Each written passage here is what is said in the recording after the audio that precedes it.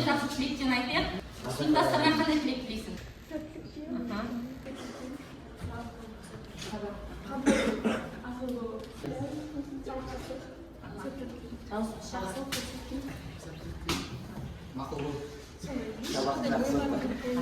Рахмет. Ал оқушылар мен сендерге болашақ Қазақстанның іргесін мықты ұстайтын бір-біріңізге адал азамат болыңдар деп тілеймін. Қолымда балдар формула жазылған стикер бар, қолда.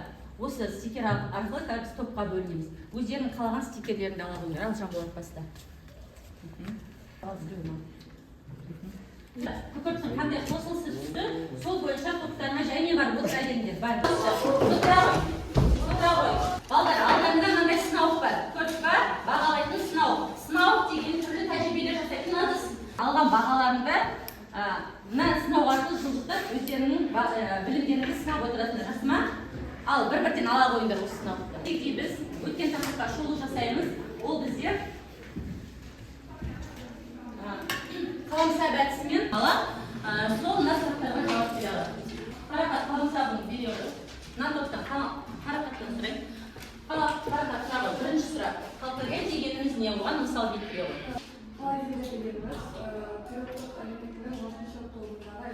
Қай топта орналасқан? 6-шы атолында. Оның қай элементтер жатады?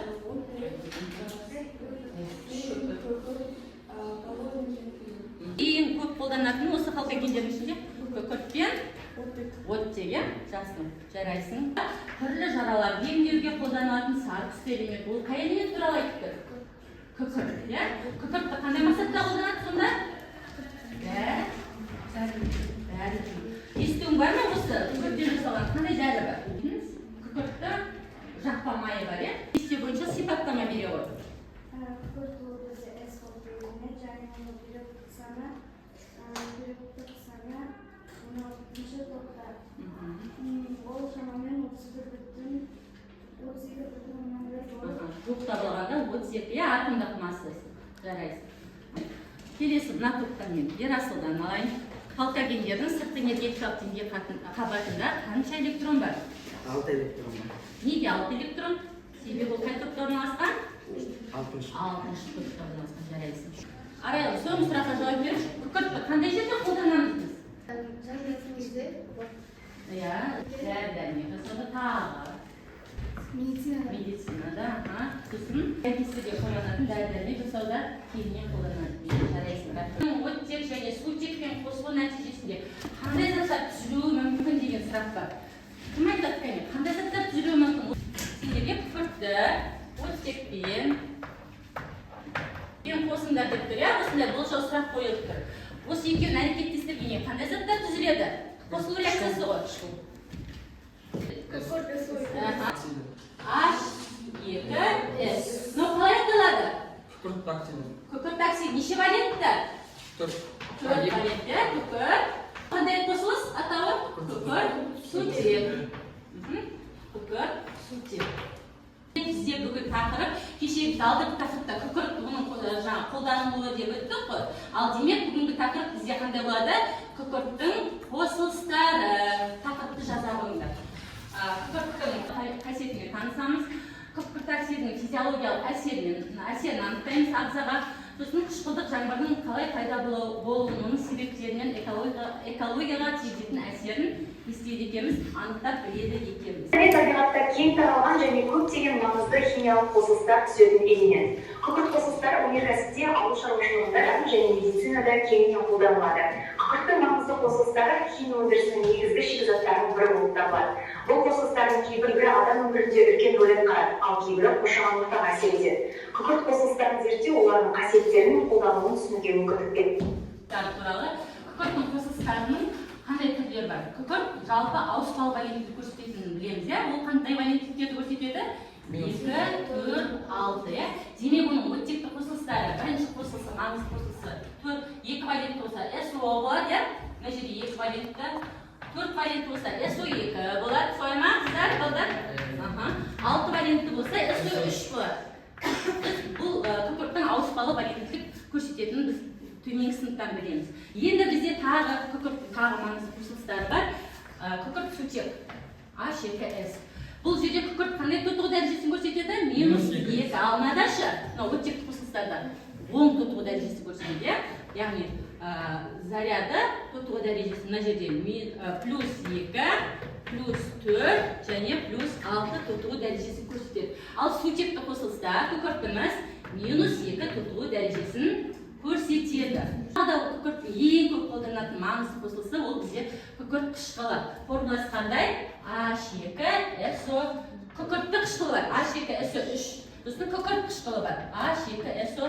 Көбіне қолданылатын осы күкірт қышқылы. Енді осы қосылыстарда күкіртіміз қандай тотығу дәрежесін көрсетеді? Кәне анықтап жіберейікші. H2SO3 күкіртті қышқылда плюс солай ма? Есептеуді үйренеді, бұнан минус 2 болса, сутек бізде плюс 1 білеміз, ал енді ортадағы күкірт қандай тотығу дәрежесін көрсетеді?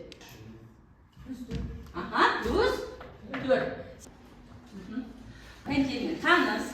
Мына суретте не айтылған? Кім қандай мәлімет бере алады? Күкіртті қышқылы жанды болып табылады.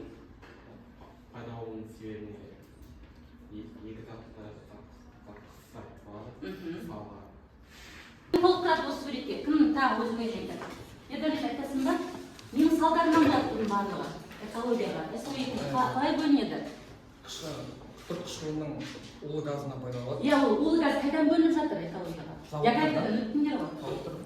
Зауыттарда, осындағы көліктерде, бізде автокөлік көп қой, шамадан өте түс көп. Осының барлығы бөлінген иісті газдар, улы газдар. Неге атмосфераға? Күкірт диоксидін түзеді, ол ауадағы ылғал мен оттекпен қосылып, қышқыл жаңбыр пайда болады. Ол неге зиян тигізеді қышқыл жаңбыр? Өсімдіктерге, топыраққа, топырақтың құнарлығын кетіреді, тағы ғимараттарға азайтуымыз керек. Қандай машинаға ауыстыруымыз керек? Топпен жүретін. Жасыл неге көгалдандыруымыз керек, көптеп жан-жағымыз көгалдандыруымыз керек. Әдетке, Ердәулет, тағын жауап бер. Бір балл қоса қойыңдар, өтеңе рахмет жарайсыңдар оқушылар. Ал ары қарай балдар, осы тақырыптың аясында сендерге топтық жұмыс берді. Мына жерде осы берілген күкіртті қосылыстардың қасиеттермен қолданылуы үшеуі араласып берілген. Сендер өздеріне тиісті күкіртті қосылыстың өздеріне тиістісін не істейсіңдер? Жіктеп жинап аламыз. Түсінді ма? Яғни физикалық қасиетімен қолданып бастаймыз. Үш түрлі қосылыс берген өздеріне тәніміз.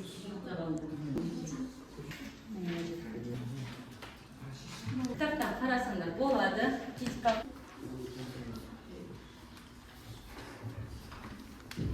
топ болды. Қолдарын көтере қойыңдар. Қайсысы тән? Қандай қасиет тән екен? Қандай екен? Қандай иісі бар дейді? Күкірт сутектің қандай иісі бар? Шіріген жұмыртқаның иісі бар, өте күнде.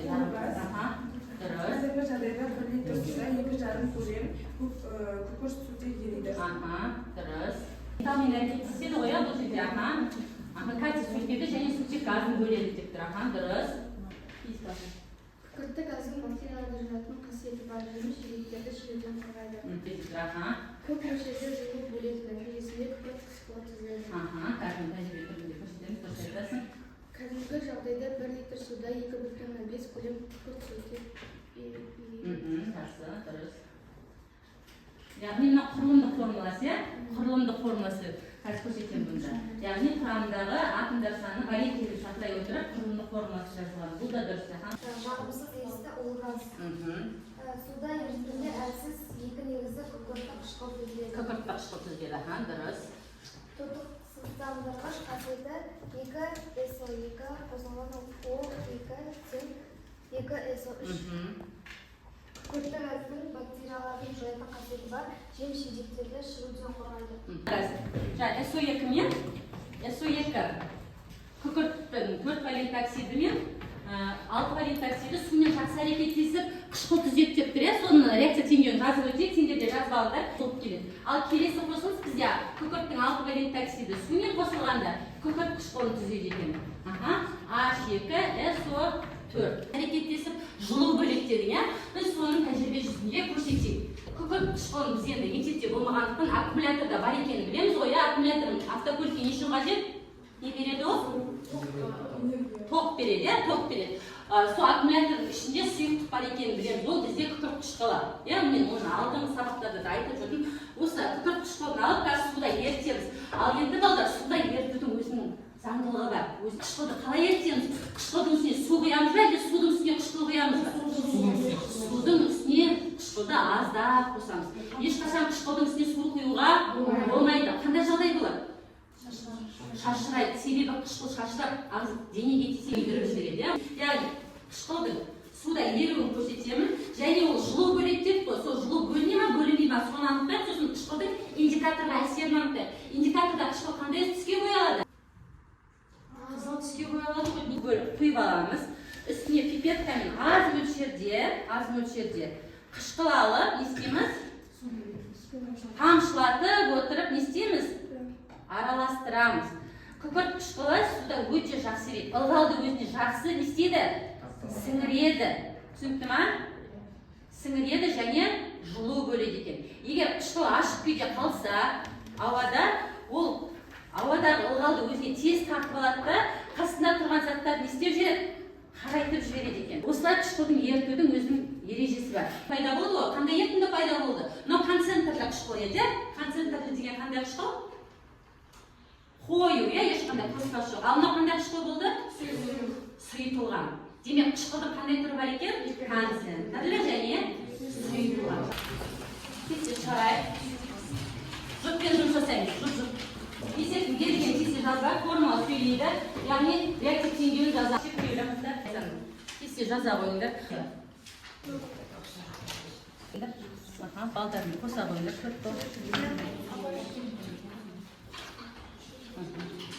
Жақсы, дұрыс, молодец. Магнийді өзің қостың ба, жарайсың, бұл да жақсы. Магний бізге қандай металл? Белсенді металл, Сен де магнийдің өзің қосыпсың, дұрыс. Тапсырма. Тапсырма орында шашақ қал. Бәріміз орнымызда тұрайық, 1 секунд. Серік түсәтін жасап жүрейік.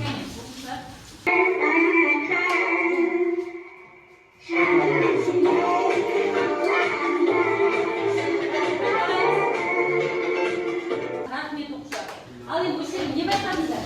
6 валентісін байқадық, қалғаны күкірттің қосылысына ешқандай маңызы жоқ, ол көміртек, жақсы, жарайсың, рахмет. Бізде функционалды тапсырма, бұлдай қойшы, мына сұрақта функционалды тапсырма дейді. Адамдар келді, ауада жағымсыз иіс сезеді, бұл шіріген жұмыртқаға ұқсайды деп. Сұрақ деп, бұл иіске себеп болатын күкірттің қай қосылысы? Күкірт? Сутек. Химиялық формуласын кім жазып береді?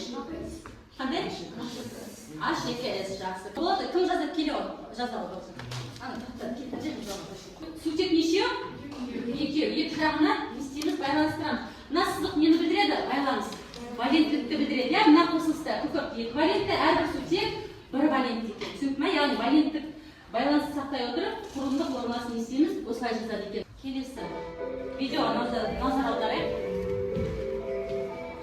Күкірт оттекте өзіне тән көк түсті алаумен жанады.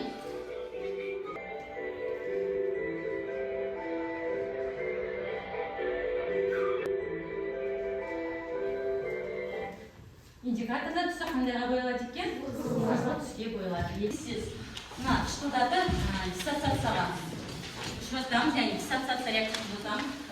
Ол не деп атаймыз? Конверсионды айнымыз. Қайын. Дұрыс. Жарайсың. 2 балл алады. 2 балл алады, 2 өте дұрыс. Сатылап дұратыпсың, жарайсың. 2 балл алады. Жарайсың, 2 балл алады. Жақсы. Кім жылдам? Тапсырманы тез орындайық, тоқтаудай бізді қойып шығамыз. Кім жылдам әрісі? Ал бұл тапсырмада өте оңай. Ал басқа тез жаза қойыңдар. Дұрыс, молодец. Ала қой. Жарайсың. Дұрыс, ала қой. Өзіңіз естіп отыр. Енді сабақ бекіту мақсатында сіз мынандай Göz topshiriq.